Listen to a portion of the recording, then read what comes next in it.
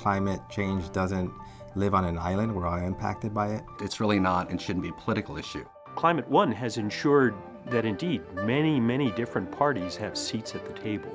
Every mainstream religion has a mandate to care for creation. We all have a moral responsibility to the future.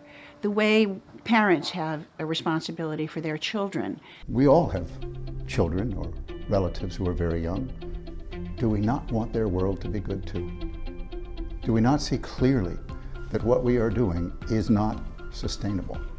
And if you do see that, and you continue to deny it for some political reasons, then this is a travesty. Kids are growing up now, and there's absolutely no question on whether climate change is real, whether climate change is happening, and the question now instead is, what should we do about it? The future of environmental activism is motivating young people to become civically engaged. Now more than ever, we need to come together as a culture and a society to address this really important issue. I am a supreme optimist. I do believe that we can transform ourselves. I do believe that we have the energy, ability, and courage somewhere inside of all of us to do what has to be done.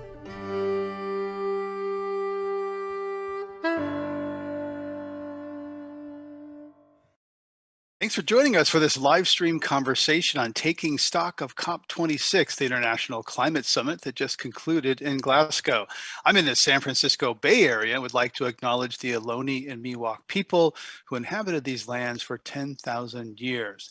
We're recording today's conversation for the Climate One radio show and podcast that drops every Friday. You can subscribe wherever you get your pods, and you can submit your question for today's panel in the comment section of the live stream.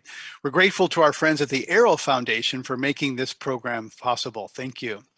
We have a panel of aces to help you unpack the Glasgow Summit and find what really happened. I'm delighted to welcome Jiang Lin, adjunct professor at the University of California, Berkeley, and Albert Chung, head of global analysis at Bloomberg NEF, or Bloomberg New Energy Finance. I'm sorry to say that Yamid Danier is unable to join us. She has a family emergency. She's director of climate negotiations at the World Resources Institute, and we'll be sure to get her on the show at another time. So Albert and Jiang, welcome to Climate One. Thank you, Greg. Thank you very much. So let's go right to the big question. Albert, you were there. How much progress was made in Glasgow? I think I feel very positive about the outcomes from Glasgow. It's never enough. I think there will be a lot of people who are disappointed in some aspect of it, but good progress was made. I would say if you zoom out a little bit, we now have commitments that could potentially get us on a track towards 1.7, 1.8 degrees Celsius of global warming at the most optimistic end of the estimates, if all of the pledges are delivered on time and in full, including the long range ones out to 2050 and 2060. And that's not enough to get to 1.5, but it is a whole lot better than we were a couple of years ago, a little bit better than we were 2 weeks ago. And I think something that should not be taken lightly, because that is a lot of work that's gone into those negotiations to make that happen. And importantly, we're going to get into this more, I think, but the one key provision that says that we're all going to come back in a year's time and do it again and look at our commitments again and see if we can raise ambition again next year towards 1.5. I think that gives some hope that we can get an even better outcome in the next 12 months. Right, the countries will be meeting in Egypt next year rather than waiting for 5 years, shortening those check-in timeframes. Jiang Lin, what do you think as the big takeaway, the outcome from Glasgow? Well, I think COP26 made significant progress towards addressing the urgency in climate change. However, there's still a major gap left to fill. As Albert recognized already, if you add a long-term target, it might get us to 1.8 degrees Celsius. However, if you count the near-term actions by 2030, we're probably at 2.4 degrees Celsius. So that's a major gap. However, the COP26 does recognize that the need for ambitious action in the next decades. So we're not only looking at long-term target towards 2050, 2060, etc., but rather we have to cut emission by almost by half by 2030. I think that's extremely important advance. And also, I think COP26 enhance our goal to hold on to 1.5 degrees instead of a weaker language in the Paris Agreement. I think that's really important, and recognize what science tells us to do. That's the minimum threshold we have to hold to avoid sort of disastrous consequence of climate change. Just another sort of signal to that is, even though there was a last minute so-called watering down of the language on coal power, but nonetheless, this is the beginning of the end of coal power. Right, and we'll get into that. I'd like to play two clips from the conference. First, the Prime Minister of Barbados, Mia Mottley. For those who have eyes to see, for those who have ears to listen, and for those who have a heart to feel, 1.5 is what we need to survive. 2 degrees is a death sentence for the people of Antigua and Barbuda, for the people of the Maldives, for the people of Dominica and Fiji, for the people of Kenya and Mozambique, and yes, for the people of Samoa and Barbados. We do not want that dreaded death sentence. And we've come here today to say, try harder, try harder. And here's Ugandan activist Vanessa Nakate. We'll have a longer conversation with her later in this episode. For our live stream listeners, my interview with Vanessa was recorded separately and can be heard on the podcast version of this conversation. Here's Vanessa. I hope you can appreciate that where I live, a 2-degree world means that 1 billion people will be affected by extreme heat stress. In a 2-degree Celsius world, some places in the global south will regularly reach a wet bulb temperature of 35 degrees Celsius. At that temperature, the human body cannot cool itself by sweating. At that temperature, even healthy people sitting in the shade will die within 6 hours. So really powerful human statements of what's really at stake. 1.5 or 2 degrees are not some abstract numbers. So Albert, despite progress being made, what was it like there to be with so much at stake and hearing statements like those? These conferences of the parties, as they're called, these COPs, are really unlike any other conferences that I for one attend. Normally we're doing industry gatherings, thinking about how to deploy clean energy, how to deploy electric vehicles and hydrogen. At COP, it is a rainbow. It is an incredibly diverse place to go, where you have people from every country, all demographics, all ages, civic society, activists, NGOs, and business, of course. It is, for better or for worse, this incredible show and circus where the spotlight is on the global climate community just for those 2 weeks. And first of all, you cannot but feel energized and feel an incredible sense of purpose when you're there. But secondly, I think that theater, those incredibly powerful speeches that we've just heard, are a really important part of the process. Because the way that the Paris Agreement is structured, the way that these talks are structured, is through this process of kind of moral pressure on countries to do the right thing. So I'm glad I was able to spend a couple of days there. It was a great privilege to be there, and I think I think that powerful words really do matter, because that's what motivates leaders. They don't want to be seen as the bad guy in the room. They don't want to go back to their country and face their people having been the bad guy in the room. So I think those words really matter and really resonate. Yeah, I've been in place at those where, like, someone from an island nation speaks, and it's just, the room, you could hear a pin drop, and just because of the moral voice that's being heard. And some people would say that that's really what changed this time, was the presence and profile of people like Vanessa Nakate and other youth who are really calling, and Greta, of course, really calling on the boomers and the people in power, and shaming them in some cases. Jiangling, how did that hit you? These numbers matter. How do those statements or other cries for help from Glasgow land with you personally? Well, I think that made it real for scientists like me to understand the consequences that not on a global average mean temperature, but rather on people's livelihood. So that's an extremely, extremely powerful motivating factor. And that's why I think IPCC new report made a very strong direction signal that we have to go towards 1.5 degree Celsius goal. And that goal has been strengthened. Our understanding of consequence of climate change has been strengthened as well. Right. And Albert, British Prime Minister Boris Johnson was host of the Glasgow summit. He previously mocked eco-doomsters in some of his newspaper columns, but he's changed his tune, which he tends to do. But after the conference, he said it was the death knell for coal. You know, as our resident Brit here, how do you see Johnson's handling of the conference? First of all, if any politician who has previously mocked climate change wants to change their position, I'm all for it. So, you know, I wouldn't have previously supported what he was saying, but now I do. Look, the UK government had several really marquee goals for COP. One of them was to keep 1.5 alive. One of them was around coal, and actually to accelerate the phase out of coal. And so I think two key things happened during COP. In the first week, we had this global agreement on coal, which was to accelerate the phase out of coal.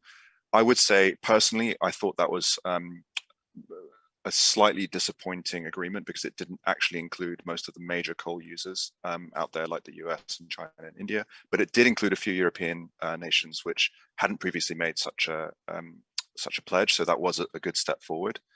And then, of course, the final text does have this language that says we all agree to accelerate the phase down of coal. And I think, as we've all heard now, that language had previously said a phase out of coal. And India and China stepped in to say, we don't like phase out. Can we please replace that with phase down?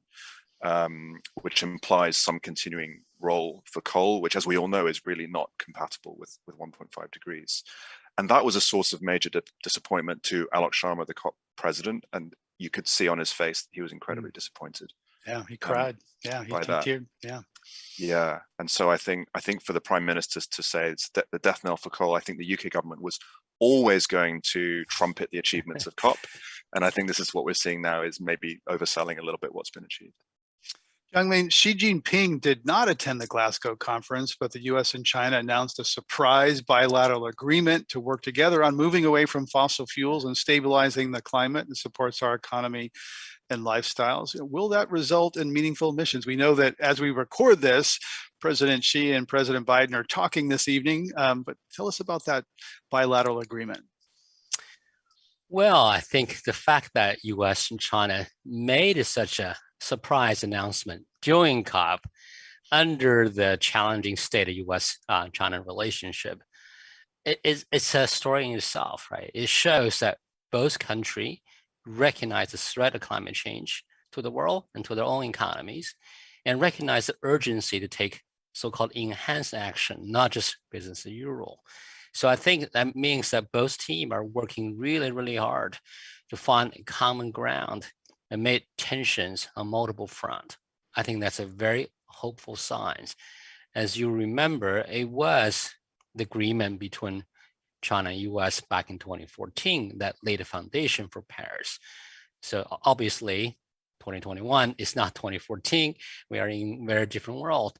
But the common theme, both Special Envoy Kerry and Xi made clearly that climate change is a common interest for both countries, and they're committed to take a much greater enhanced action in the next decades.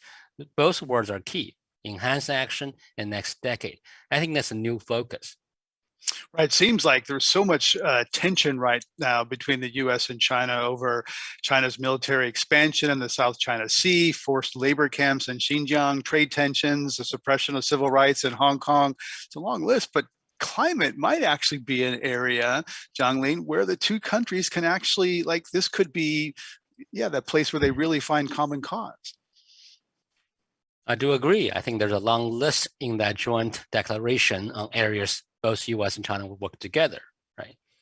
Albert, just 2 days before the summit began, China declined to speed up its pledge to reach peak carbon by 2030 and carbon neutrality by 2060. That's a decade later than most other countries, China would say, because they started industrializing later. How much of a shadow did that cast over the whole meeting, Fanny?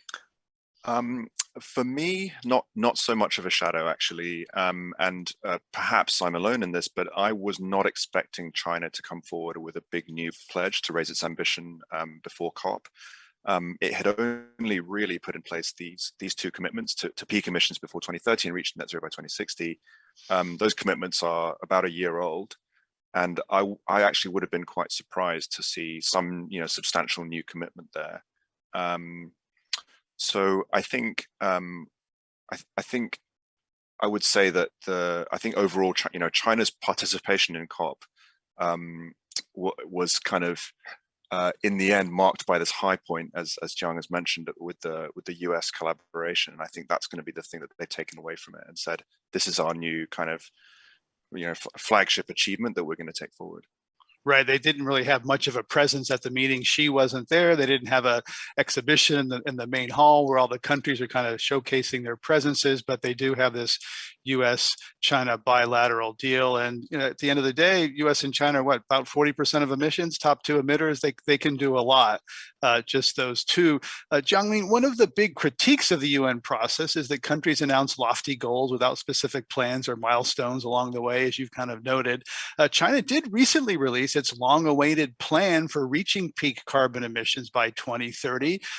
That's not gotten a lot of attention. What does it say? Does that plan provide confidence that China will hit its goal? Are we seeing the operational details to say, okay, this is real? Great, thanks for bringing this up. I think it's an extremely important development domestically within China. As Albert said, the carbon neutrality goal is only 1 year old. So the entire country is mobilized to plan and draft detailed regulations how this can be done. This is a rather unprecedented effort for a still growing emerging economy to put together a carbon neutrality plan, in contrast to OECD countries that our emission has peaked already. We're just going down and to go down faster.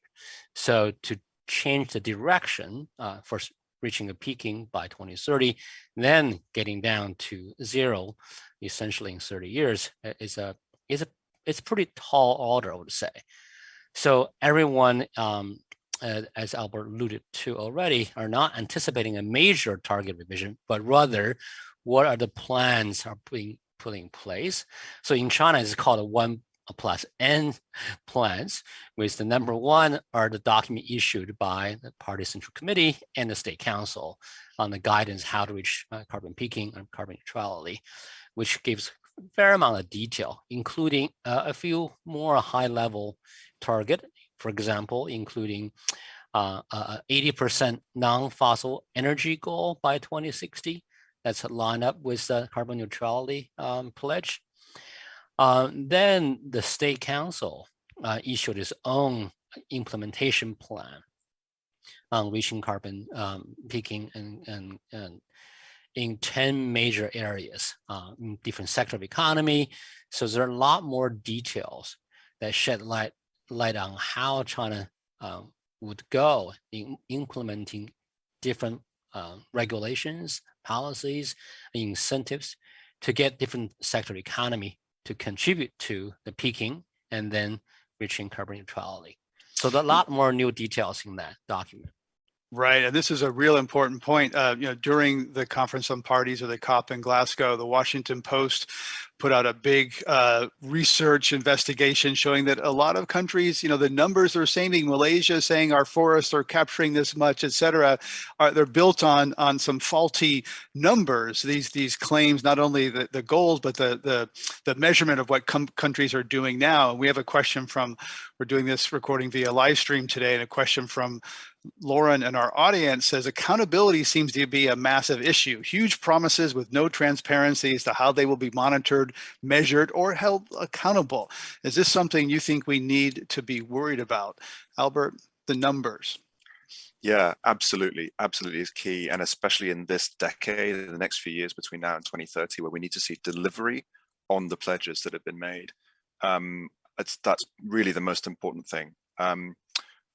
So I think one good thing that's come out of Glasgow is actually some progress on this issue of transparency, where, it really comes down to, the format of the data that's being submitted by each country and so on and so forth, to make sure that countries are following the same, rules and standards and guidelines of how they submit data. And, progress was made there. Some guidelines were laid down there. So I think that will definitely help. But, certainly what we need is world leaders to go back to their desks this week and start implementing policies to deliver on the pledges that they've made. Another big pledge was the Paris Agreement promised $100 billion a year in financial support for less developed countries, but the full amount of what was promised by 2020 still has not been delivered. It's been somewhere around $80 billion a year rather than $100 billion. Albert, what progress was made on this front? This may not really sound like progress, but in the final text of the pact, developed countries said that they noted with regret the failure to reach the $100 billion mark by 2020. That is meaningful in UN speak. That is an important thing to say, is to note that with regret. And it sounds like now the pledges add up to $100 billion by 2023. So we will get there 3 years late, which is regrettable, but I think that is good progress. Now, I think that is not going to be the end of that story, because this whole issue of climate justice is not going away anytime soon. So we heard India call for $1 trillion of climate finance. We're sort of slightly upping the stakes there. And we've also heard calls for much more of that money to go towards adaptation in particular. So right now I think the total is about $80 billion. I think only a quarter of that goes towards adaptation to help developing countries actually prepare for, the very real impacts of climate change. And the UN Secretary General actually said, António Guterres said that he would like half of climate finance to go towards adaptation. Now that wasn't actually agreed, so that's not done. But what was agreed was a pledge to at least double adaptation funding by 2025. So I think that's really important progress, and progress that developing countries would welcome. There was also lots of talk about loss and damage. This year, there was a real push by the most affected peoples and areas for additional loss and damage payments. The idea that if rich countries or actions are damaging poor countries, the ones emitting the most should have to pay for the harm. There's really a kind of accountability, and if someone's sewage runs into their neighbor's yard, you have to clean it up. That's what's happening on a planetary scale. Albert, loss and damage. It's a hugely contentious issue, and again, centered on the question of climate justice, because ultimately developing countries hold the rich countries responsible for causing climate change, and rightly so, for bringing climate change upon them. And we're already seeing the droughts, the storms, the wildfires, all of that affecting the poorest countries, which didn't cause the problem.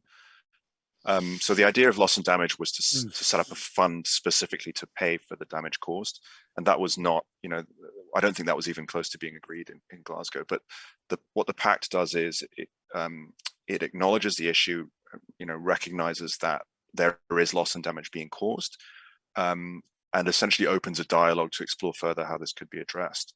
Now, the issue to me is fairly obvious, is that developed countries, rich countries, have zero interest in accepting liability for something that could run into the trillions, because this could be the biggest damages case the world has ever seen, right? So I think this is going to continue to be contentious for many COPs to come. Yeah, all sorts of, right. If we admit to it, then think of all the legal liability, et cetera, the corporations, countries, et cetera. Jianglin, your thoughts on kind of this framing, this issue of kind of a moral responsibility, really, for what, if this happened between individuals or states or counties or corporations, right, there'd be lawsuits. Yes, I think as mentioned earlier, I think even for a UN document to recognize this clause, the phrasing is significant enough. It is a very contentious issue. There's no agreement or consensus on it yet. However, it is recognized in text, which is a meaningful first step. Just looking back on even the easier question of the $100 billion funding for developing economy in comparison to the loss and damage potentials, that's a really important thing to recognize. Developing economies have been pushing for this for a long time. This was agreed upon at Copenhagen in 2009. So that's 11, 12 years going. We're not going to get there until 2023. So it is a hugely disappointing outcome for developing economy, pushing for faster action. Justice, really, yeah. So, but also suggests to me that there's a greater need to be met. This doubling of adaptation fund is essential progress, because for people in Maldives, it doesn't matter if you want to build a solar panel on their island or not. They need to actually address rising sea level, potentially wiping out their homeland. So adaptation is a real and urgent need. We see that here in California as well, with growing wildfires, less water rainfalls and drought, etc. So it is not just somehow we can fix this problem. We have to start to get used to how do we live with a changing world. John Lean is an adjunct professor at the University of California, Berkeley. Our other guest today talking about COP26 in Glasgow is Albert Chung, head of global analysis at Bloomberg NEF. Albert, oil prices are the highest in 7 years and heading toward $100 a barrel, according to some projections. We've seen headlines about potential global energy shortages this winter. Rising energy prices are making politicians nervous about facing angry drivers and voters. Did that strengthen the hand of fossil fuel companies and countries at the conference? Talk about the energy context in which this climate conversation is happening. Yeah, I actually don't think that the current energy crunch that's being experienced around the world had such a major bearing in the end on the discussions at COP. I think, and rightly, I think that the focus was much more on the long-term ambitions that we should be setting to reduce emissions. I think that it was right to worry that there might be some sort of backlash to say, oh, we can't move off fossil fuels so quickly, et cetera, et cetera. I didn't detect that at all in the discussions. And I think that's correct, because ultimately, like my own view is that, we're seeing volatility in the market because you have a mismatch between supply and demand of fossil fuels, of liquids and gases that we need to run the economy as it is today. And actually that can happen again and again on the road to net zero between now and 2050.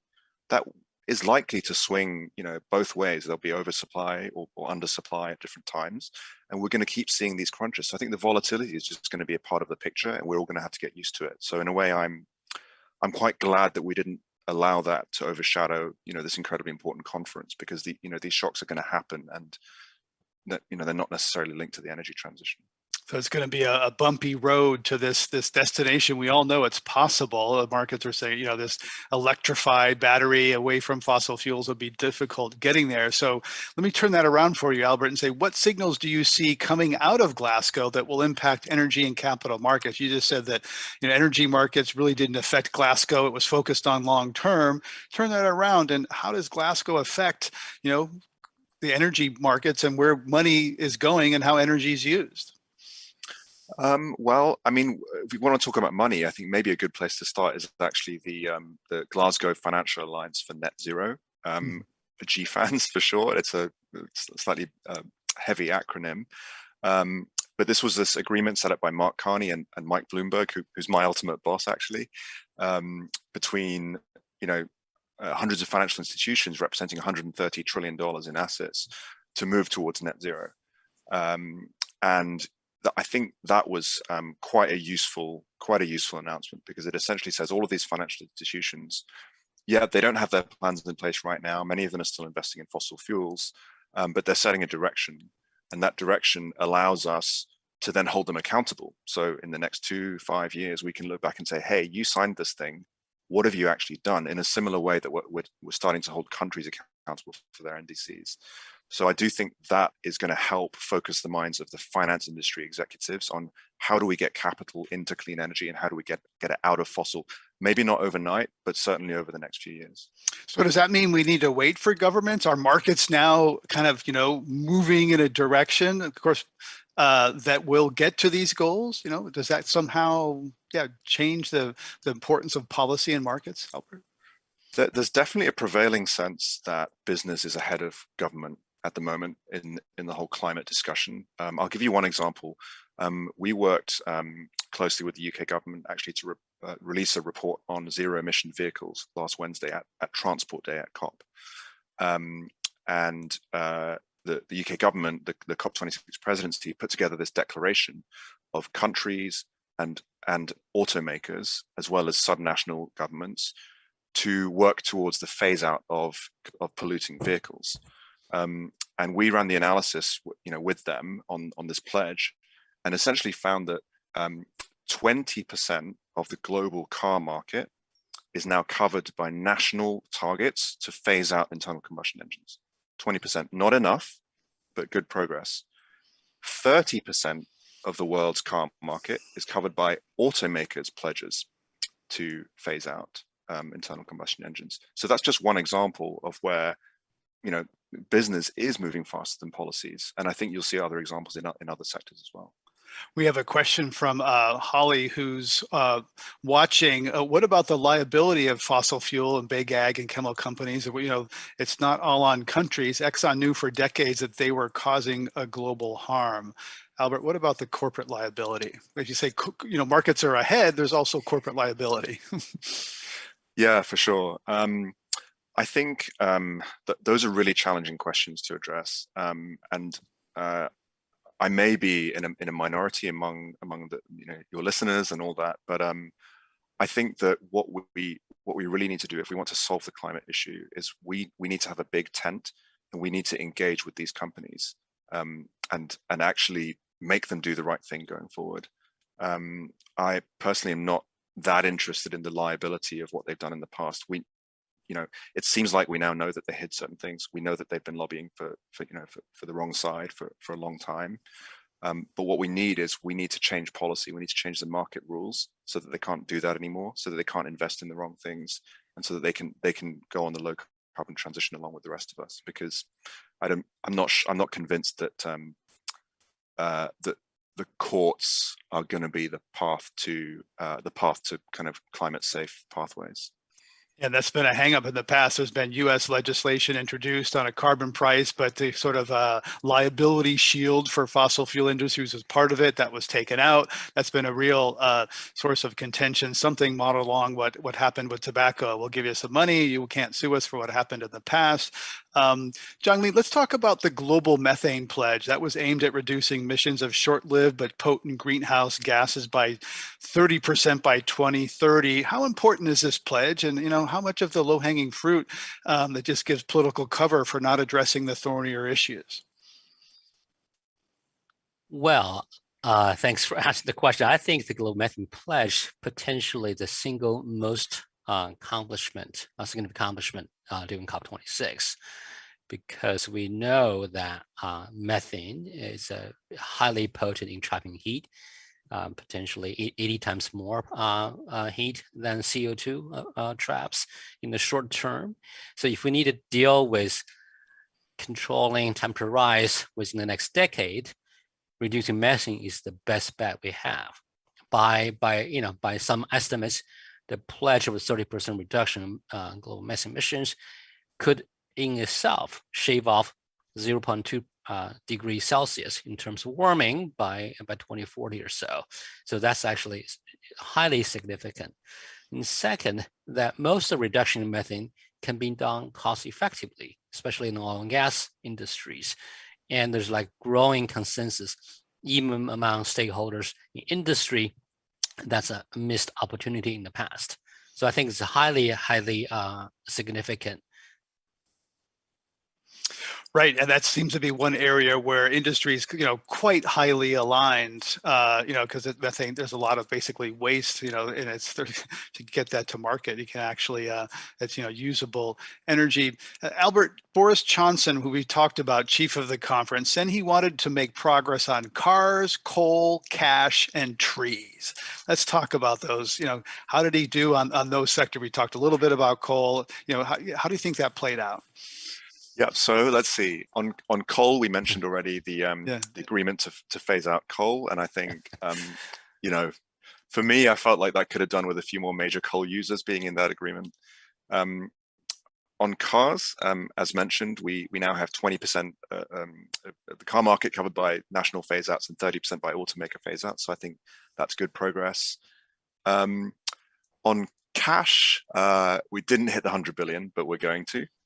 And then on trees, we had this deforestation agreement that was, I forget the number of countries, maybe 100 countries, covering 85% of the world's forests, agreeing to stop deforestation by 2030. And that is really quite meaningful. So maybe if you look across, coal, cars, cash, and trees, perhaps actually the trees one is maybe the one with the best, new agreement. Of course, it has to be delivered, and actually we've seen pledges like that made before that were not delivered. But maybe trees is the most the one that made the most progress. They often get overlooked. We have a question from Stephen watching the live stream. Let me just add, oh, sure, John Lin. Greg, yeah, I totally agree with Albert on the tree topic. I think this is highly significant because this time there's a real money pledge, nearly $20 billion pledge to preserving forest or stopping deforestation by 2030. So there's a clear end goal there. And by my own calculation, that's slightly just under 10% of global emissions.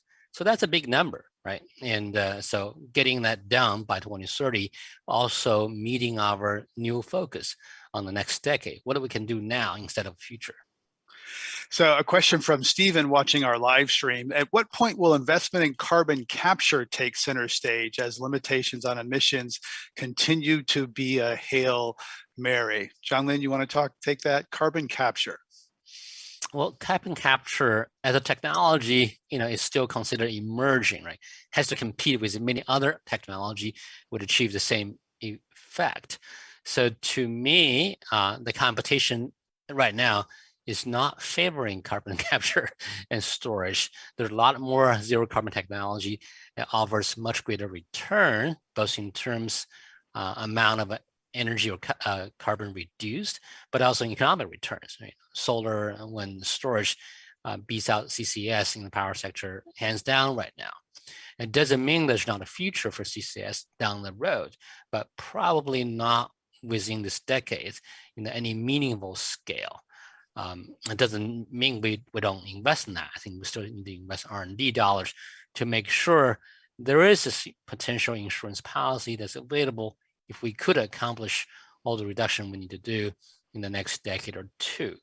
However, there are also significant downside of our carbon capture sequestration. It takes huge amount of material and energy to capture carbon, to sequester them, and to make sure they actually stay under the ground for a long, long time. Those are still unresolved questions. Yeah, and some people are talking about trying to turn it into rocks or a solid so it can't leak out.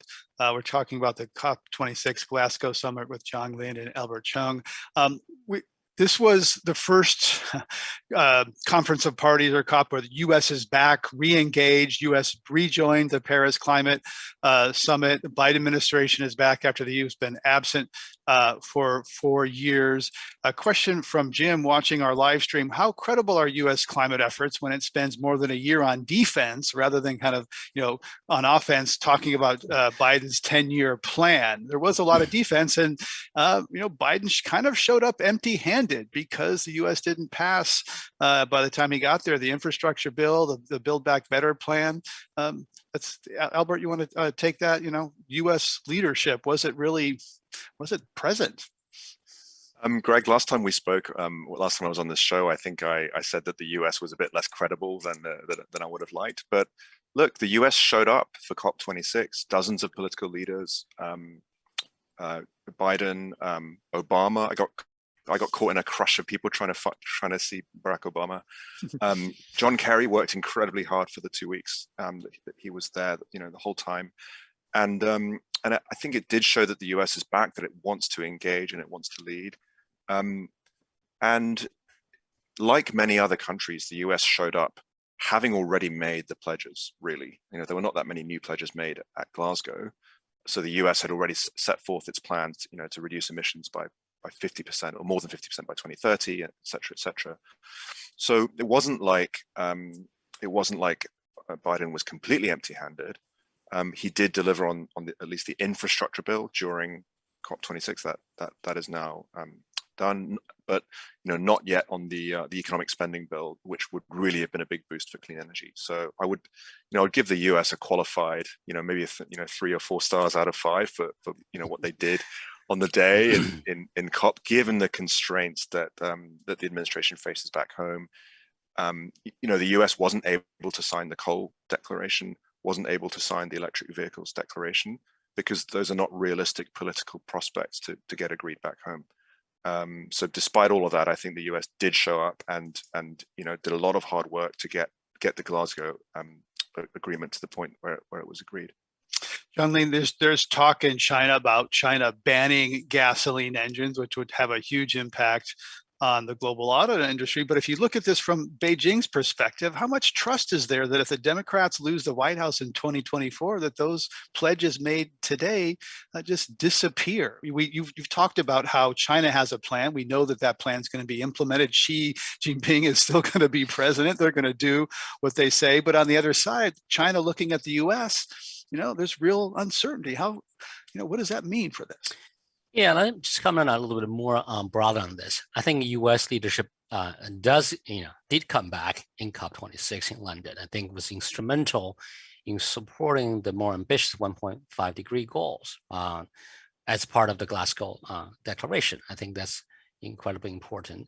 Second, it was also U.S. also put a great effort on the 2030, the next decade action plan, which is really what do we need to do next instead of just focusing on long term. And third, I think this global methane pledge are largely driven or led by U.S. and EU. This taking a lot of work leading up to it. Starting in September announcement, only a dozen countries joined. By the end of Glasgow, there's over 105 countries joined that. So there is a growing sort of a coalition of willing join much sort of taking on the great ambition task for the next decade. So I think U.S.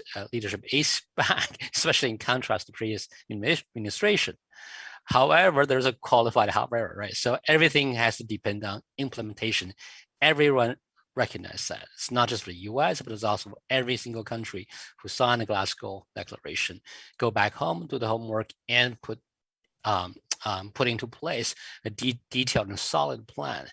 I think this question is always on people's mind, given the democratic nature of our governance.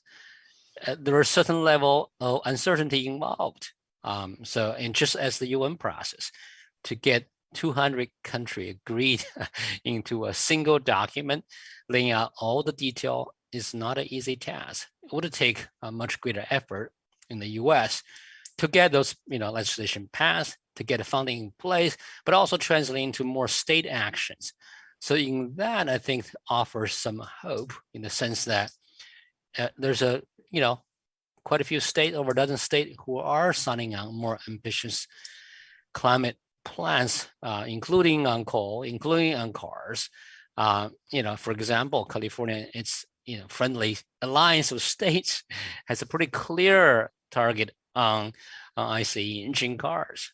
That's likely to transform the U.S. market because together there are 15-20% of the U.S. market. Manufacturers don't want to produce two kinds of cars, right? So I think there is a clearly a place, hope for U.S. implementing or materializing its promises, but inherently there's a risk. Can we mobilize as a country as a whole to pass those clean energy bills are actually essential.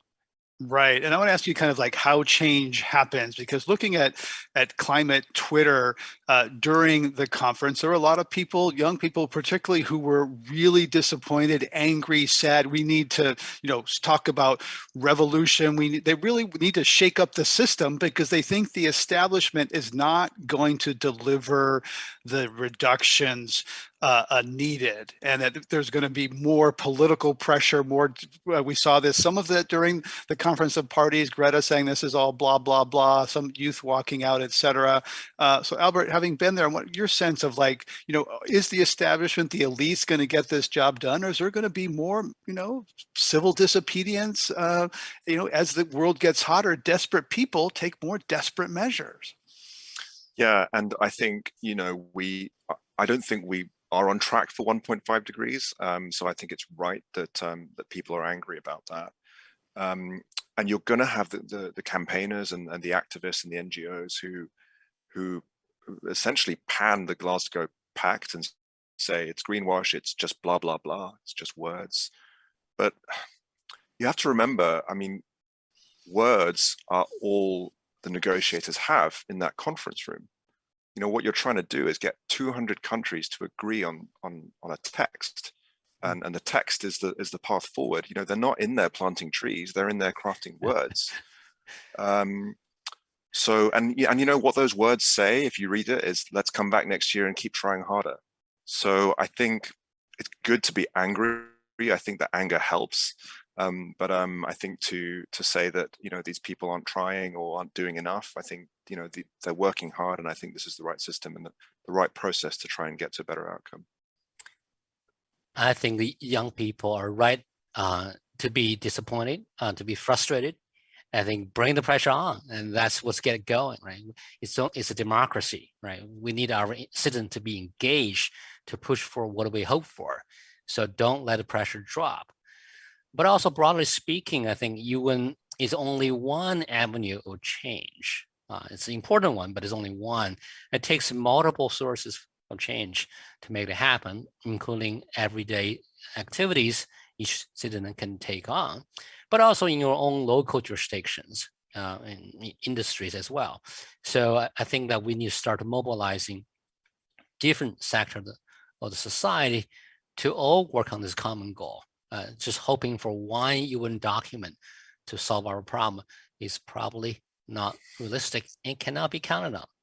Right. It's one tool. The power of consensus can be really strong when every country agrees to something. That has a lot of power. That's really frustrating when one country, can block that. I want to fit in one more audience question before we close. Jean, who's watching our live stream, says, is there any movement to assign embedded GHG footprints to the consuming countries? China exports a lot of embedded carbon and all the stuff that it is. Of course, those things are now sitting in ports around the world. But China typically exports a lot of carbon to the United States. In some regime, that carbon's on the U.S. In some regimes, that carbon is on China's books. In other regimes, that carbon would be on the consuming country. Albert, your thoughts on that? I think to have that data exposed and to create the transparency around the consumption of carbon in countries versus the production and exporting of it, I think having the transparency would be useful. However, I don't think it means a radical change in how we apportion responsibility or anything like that. And the reason I think that is because, countries can choose their own development models. China chose to pursue a development model that was, to go heavy industry, become the factory of the world, power it from coal. Nobody made China do that, and the West chose to buy those products. And so to suddenly turn around and say, so we're not responsible for those emissions, I think we all share responsibility. So I think the data would be useful to really understand the impact of our choices, but I'm not sure there's suddenly a big rewiring of responsibility that would come from that. John Lin, your thoughts? Well, I agree that getting data transparency is extremely important foundational work. And there are a lot of people working on that already. I think we'll see in the next decades much consumer awareness, how much their own consumption behavior are affecting our world. This is ultimately our responsibility too. Second, I think there are instruments to make that effect more clear to consumers, right? Or carbon tax is clearly a first step to make that visible, right? So if we understand the content of the product, if we have a carbon tax, then each consumer can make his choice on what to buy, what to consume, and how to minimize their own consumption, their own carbon footprint. So I think there are policy avenues to essentially address this imbalance of embedded emissions in products.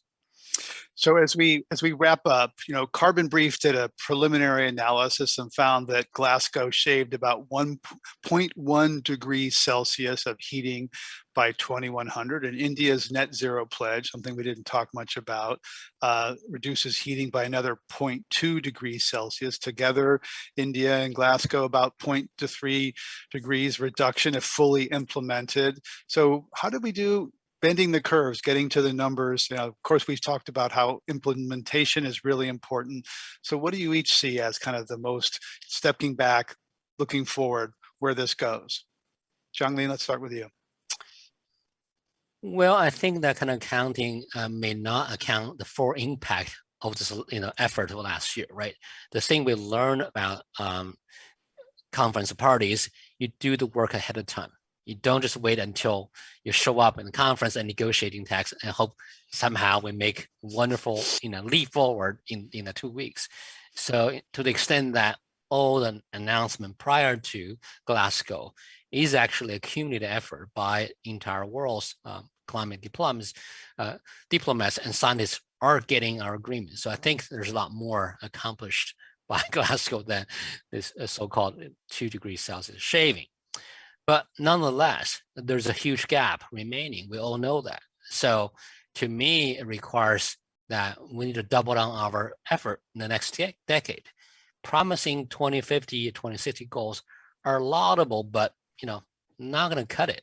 If we really admit we are in an emergency situation, you don't wait for 30, 40 years to address emergency, right? You do it today.